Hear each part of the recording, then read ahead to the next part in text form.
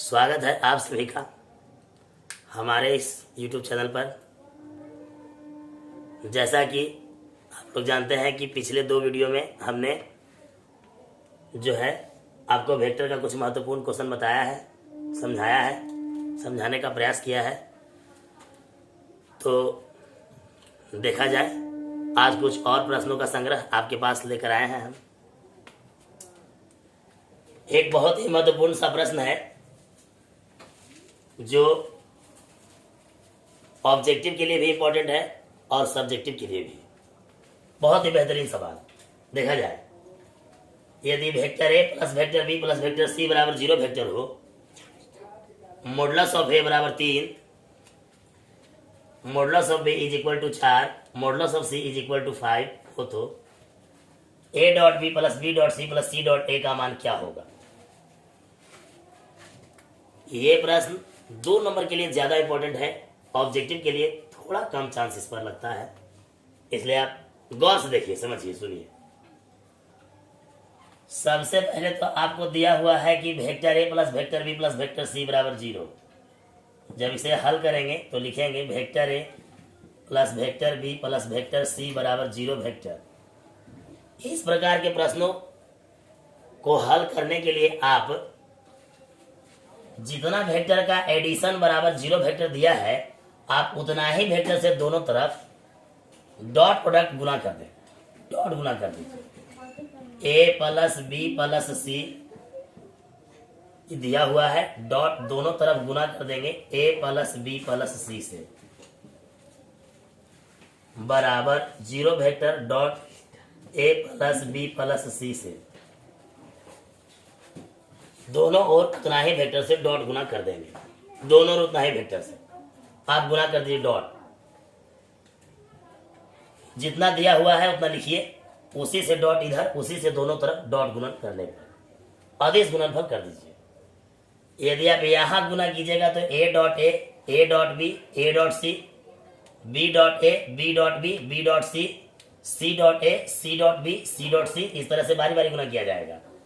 यदि आप यहाँ कुल मिलाकर गुना करेंगे तो ए में ए से गुना कीजिएगा तो मॉडुलस ऑफ ए का स्क्वायर, फिर हो जाएगा बी में बी से गुना कीजिएगा तो प्लस मॉडुलस ऑफ बी का स्क्वायर, सी में सी से गुना कीजिएगा प्लस मॉडुलस ऑफ सी का स्क्वायर, प्लस कुल मिलाकर के बात होगा 2 A dot B plus 2 B dot C plus 2 C dot A, इतना हो जाएगा।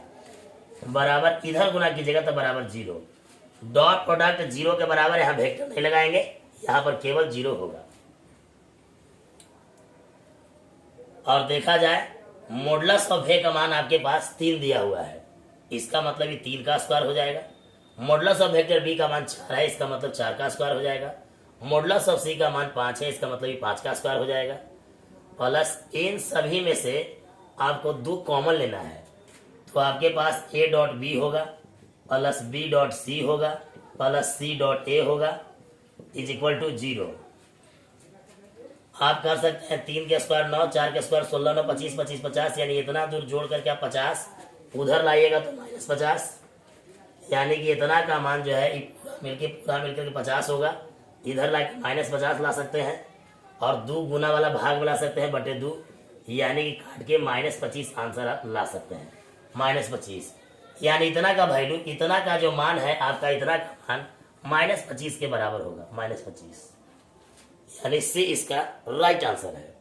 बिल्कुल सही जवाब सी, आप इतना बना सकते हैं, सी इसका राइट आंसर हुआ।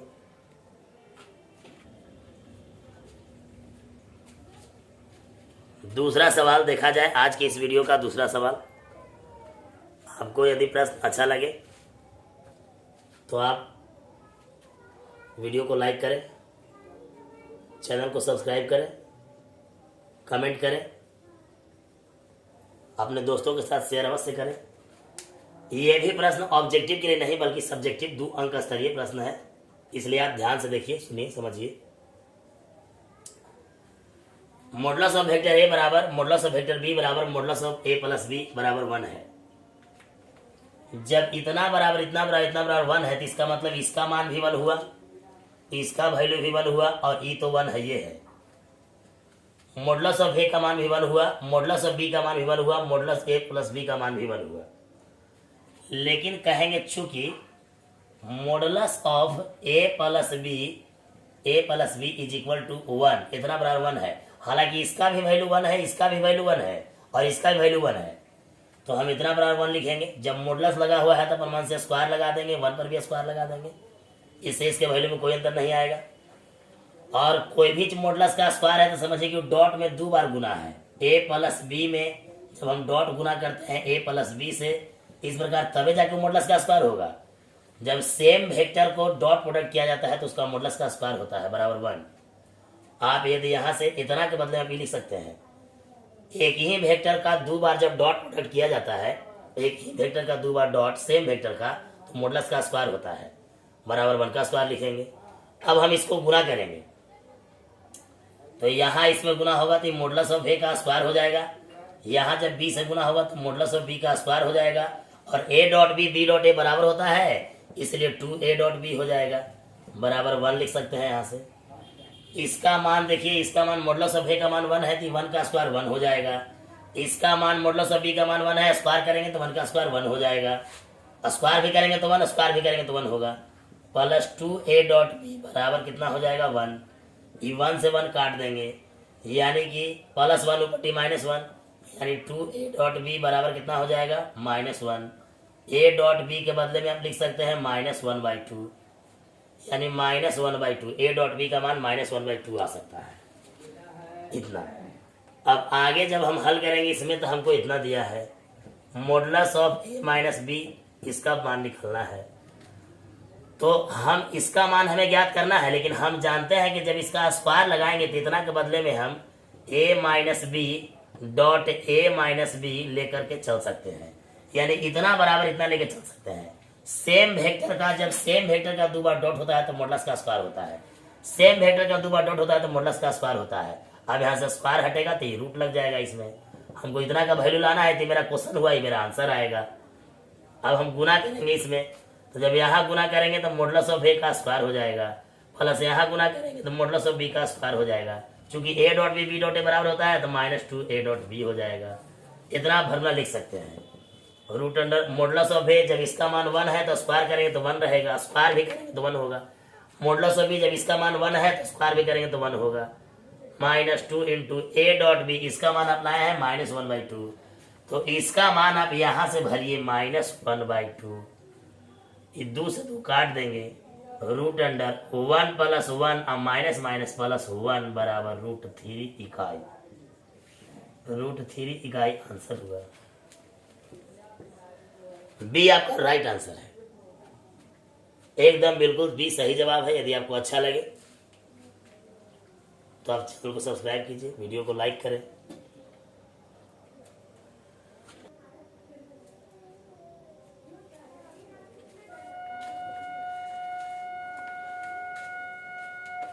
देखिए, एक प्रश्न जो 2 नंबर का भी हो सकता है, ऑब्जेक्टिव भी हो सकता है, 1 नंबर का भी हो सकता है। बहुत इंपॉर्टेंट सवाल देखा जाए।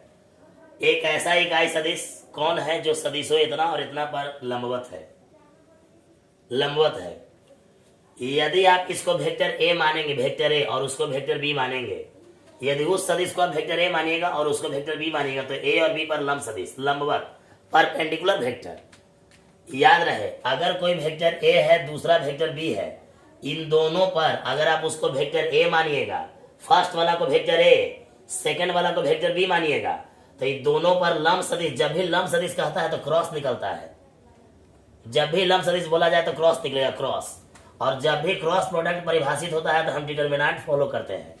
डिटर्मिनेंट इसके फर्स्ट रो में सजाते हैं आई कैप, जे कैप, के कैप, फर्स्ट रो में, और इसके सेकेंड रो में सजाएंगे फर्स्ट वेक्टर का स्केलर कंपोनेंट, यानी इसका गुणांक कितना है 1, इसका गुणांक कितना है 1, और इसमें के नहीं है तो 0।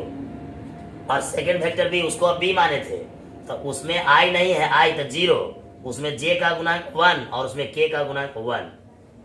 और इसको एक्सपेंड कर दीजिए, प्लस माइनस प्लस बराबर, कहेंगे आई कैप, रो कॉलम छोड़ेंगे तो 1 घटाव 0 माइनस जे कैप, रो कॉलम छोड़ेंगे तो 1 घटाव 0 1 घटाव 0 प्लस के कैप, रो कॉलम छोड़ेंगे तो 1 घटाव 0। यानी कुल मिला के बाद है कि mine I cap minus J cap plus के कैप, यही आएगा। हल करेंगे तो इतना ही आएगा। इसको हम बोलेंगे लंब सदिश। ये जो ए क्रॉस बी निकला ये लंब सदिश हुआ। हमारा कहा जा रहा है एक ऐसा इकाई सदिश, देखिए इकाई सदिश। अब जब मेरे पास सदिश लंब सदिश आ चुका है आई कैप माइनस जे कैप प्लस के कैप, ये लंबवत सदिश है, परपेंडिकुलर वेक्टर है, और हमको इकाई सदिश लाना है, यानी यूनिट वेक्टर लाना है, यूनिट वेक्टर। तो हम इस सदिश में भाग लगाएंगे इसी के मापांक से, यानी यहाँ 1 का स्क्वायर प्लस यहाँ -1 का स्क्वायर प्लस 1 का स्क्वायर, यानी कि आई कैप माइनस जे कैप प्लस के कैप, इसके मापांक से भाग दे देंगे, इसी के मापांक से भाग देंगे। 1 का स्क्वायर 1 -1 का स्क्वायर 1, 3 यानी √3 हो जाएगा। यानी कि आपका सी आंसर सही है, लंबवत इकाई सदिश ही सही है, सी। बहुत इंपॉर्टेंट सवाल, 2 अंक स्तरीय भी और 1 अंक स्तरीय भी।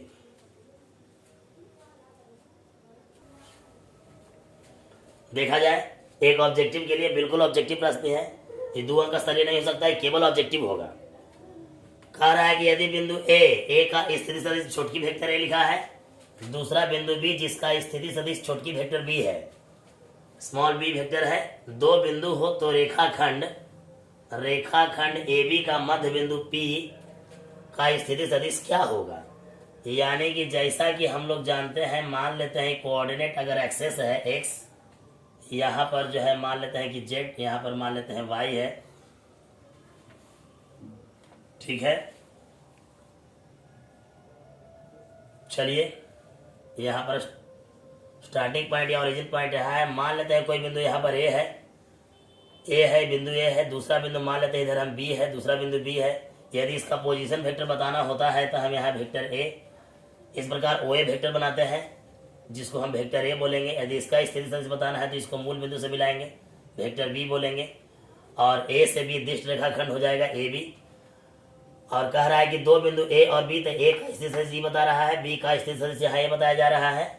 2 बिंदु रेखाखंड ए बी का मध्य बिंदु, अगर ए बी का मध्य बिंदु कोई मध्य बिंदु यानी ठीक बीच में, यानी मान लेते हैं मध्य बिंदु पी है, तो इसको भी स्थिति बताने के लिए हम इसको मूल बिंदु से मिलाएंगे, जो वेक्टर आर कहलाता है आर, और बिंदु पी का स्थिति सदिश क्या होगा, यानी कि हम बोलेंगे ओपी बराबर वेक्टर आर बराबर, और मध्य बिंदु है तो 1:1 हो जाएगा। ऐसे हम formula M B plus N A बटे एम प्लस एन लगाते हैं, यानी कि इसको वेक्टर ए मानिएगा तो एम बी यहाँ में इधर गुना होगा 1 में बी से, यानी कि वेक्टर बी प्लस यहाँ गुना होगा इससे और यहाँ गुना होगा इससे, यानी कि वेक्टर ए 1 गुना वेक्टर बी इतना गुना ई, अब बटा एम प्लस एन, यानी कि 1 + 1, एम और एन है 1 + 1, यानी कि vector B plus vector A by 2 होना चाहिए, यानी कि यहाँ पर ये होना चाहिए। सही जवाब बिल्कुल ऑब्जेक्टिव के लिए बहुत इंपॉर्टेंट, वेरी एकदम इंपॉर्टेंट है, खाना ही नहीं है। देखा जाए कुछ प्रश्न 3D का, बहुत इंपॉर्टेंट सवाल, ये सब ऑब्जेक्टिव के लिए बिल्कुल इंपॉर्टेंट होता है, एकदम समझिए, बहुत इंपॉर्टेंट क्वेश्चन ऑब्जेक्टिव। मूल बिंदु का नियामक होता है, यदि आप 10th क्लास 2D में पढ़ रहे होंगे तो मूल बिंदु का नियामक 2D में 0 0, आप 3D पढ़ रहे हैं 3D, तो यहाँ पर मूल बिंदु का नियामक x कोऑर्डिनेट 0 y 0 z 0 0 0 0, मूल बिंदु का नियामक 0 0 0 होना चाहिए, यानी बी आपका राइट, सी आपका राइट आंसर है। आगे, किसी रेखा के दिक् अनुपातों के कितने समूह होते हैं। दिक् अनुपात का मतलब होता है डायरेक्शन रेशियो, किसी रेखा के डायरेक्शन रेशियो का कई सेट होता है, बहुत सारा सेट होता है, यानी कि एक रेखा एक संख्या जो है उसके समानुपाती, एक संख्या के सेट के समानुपाती कई संख्या का सेट बना सकते हैं। मतलब डायरेक्शन नंबर रेखा के दिक् अनुपात जिसको हम सूचित करते हैं ए बी सी से, ए बी सी का जो है कई वो सेट होता है अनंत, किसी रेखा के दिक् अनुपात के अनंत सेट होते हैं, अनंत सेट, यानी कि आप यहाँ बोल सकते हैं कि इसका अनंत सेट होता है, अनंत समूह होता है, ए बी सी का अनंत सेट होता है। 3 को संख्या के समानुपाती आप कई को सेट बना सकते हैं, जैसे मान लीजिए कि अगर एक का मान 4 है, इसका मान 6 है, इसका मान 8 है, तो इसके समानुपाती 4 दूना 8 लिख सकते हैं, 6 दूना 12, 8 दूना 16, ये भी दिक् अनुपात है, ये भी दिक् अनुपात है। यदि इसमें आप 5 से गुना कर देंगे, 4 × 5 = 20, 6 × 5 = 30, 8 × 5 = 40, ई भी दिक अनुपात हुआ, ई भी दिक अनुपात हुआ, ई भी दिक अनुपात हुआ। इस तरह से इसका कई सेट बनता है, इसलिए इसका डी आंसर सही है। कई सेट बनता है इसका। चलिए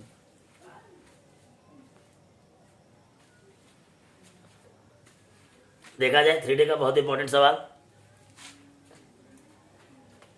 किसी रेखा की दिक् को ज्याए होती है, किसी रेखा किसी भी लाइन की दिक् को ज्याए का मतलब होता है डायरेक्शन कोसाइंस, जिसको हम सूचित करते हैं LMN से।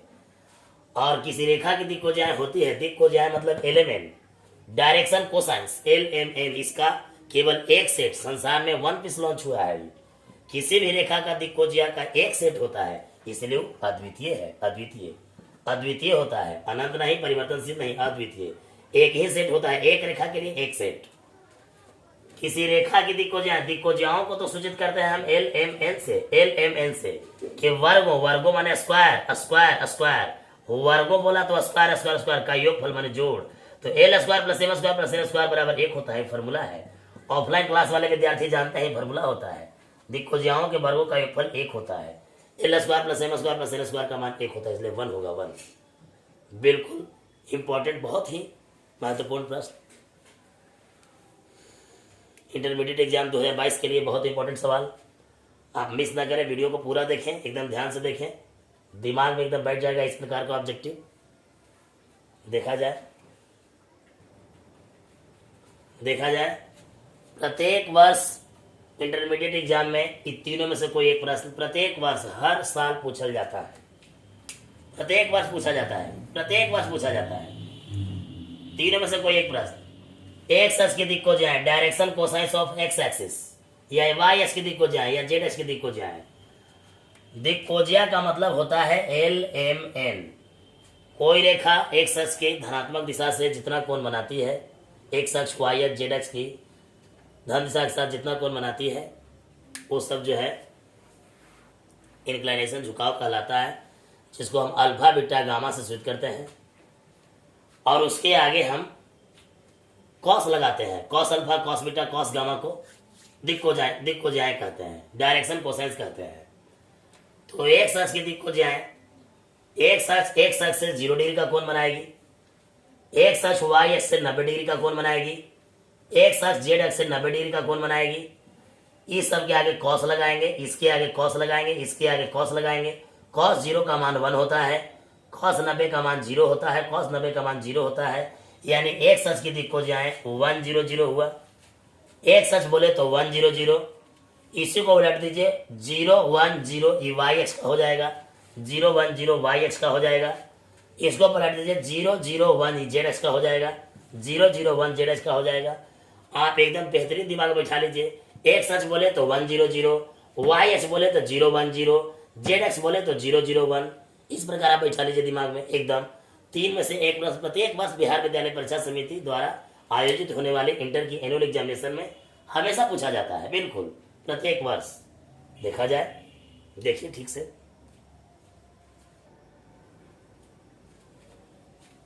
बहुत इंपॉर्टेंट प्रश्न, कई एक बार एग्जाम में पूछा जा चुका है, आप इसके लिए क्वेश्चन बैंक देख सकते हैं। कोई रेखा निर्देशांक अक्षों के साथ अल्फा बीटा गामा कोण बनाती है, तो sine square alpha plus sine square beta plus sine square gamma का मान क्या होगा। कोई रेखा जो निर्देशांक अक्षों के साथ, निर्देशांक अक्षों का मतलब एक्स अक्ष वाई या जेड अक्ष के साथ कोई रेखा जितना जितना कोण बनाती है, हम उसको दिक्कोण कहते हैं, डायरेक्शन एंगल बोलते हैं। उसके आगे कॉस लगाते हैं तो वो दिक्कोसाइन कहलाता है।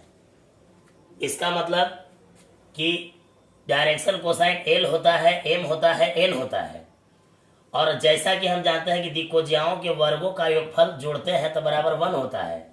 L बराबर हम लोग लिखते हैं कॉस अल्फा, M बराबर लिखते हैं कॉस बीटा, N बराबर लिखते हैं कॉस गामा, बराबर लिखेंगे 1।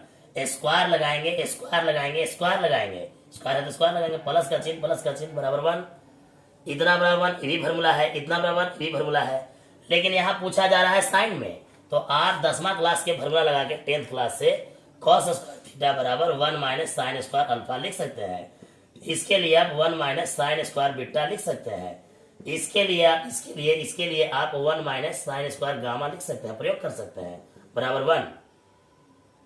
अब आप क्या कीजिए कि 1 1 2 1 3 ये उधर जाकर के हो जाएगा, यानी कि minus sine square alpha minus sine square beta minus sine square gamma, 1 1 2 1 3 उधर 1 माइनस 3, सब में से माइनस कॉमन ले लीजिए, sine square alpha plus sine square beta plus sine square gamma sine square gamma बराबर माइनस 2, इसे ही कट गया, यानी 2 आंसर, 2 आपका राइट आंसर है, 2 आपका राइट आंसर है, 2।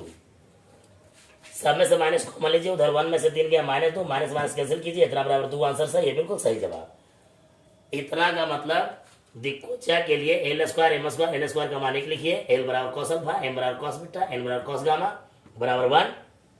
इसके लिए आप 10वां क्लास से यूज कर सकते हैं फार्मूला, इसके लिए इतना फार्मूला, इसके लिए इतना फार्मूला, इसको यहाँ लिखेंगे, इसको यहाँ लिखेंगे, इसको यहाँ लिखेंगे, 1 1 2 1 3 उधर घटा लीजिए, 1 घटाओ 3 माइनस 2, सब में से माइनस कॉमन लीजिए, माइनस माइनस कैंसिल कीजिए, इतना बराबर 2, यानी राइट आंसर इतना। वीडियो अच्छा लगे तो आप लाइक करें, शेयर करें, कमेंट करें, चैनल को सब्सक्राइब कीजिए। इस प्रकार देखा जाए अगले वीडियो में मैं प्रयास करूंगा इससे और बेहतरीन सवाल जो बिहार विद्यालय परीक्षा समिति द्वारा आयोजित होने वाले इंटर की एनुअल एग्जामिनेशन में महत्वपूर्ण साबित हो, बताने का प्रयास करेंगे। तब तक के लिए धन्यवाद, नमस्कार।